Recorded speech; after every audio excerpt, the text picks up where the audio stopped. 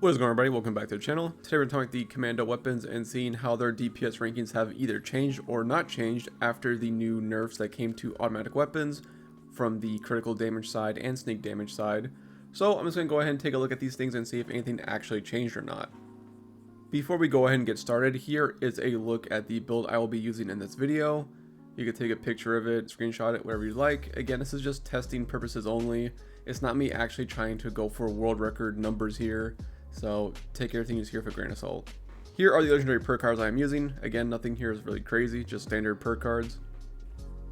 Now moving on to the armor and the buffs that are used in the video. The armor on screen has the following legendary effects, and here are the buffs I was using. Blight Soup, Small Guns, Overdrive, and Danger All, you know, the basic stuff you would use.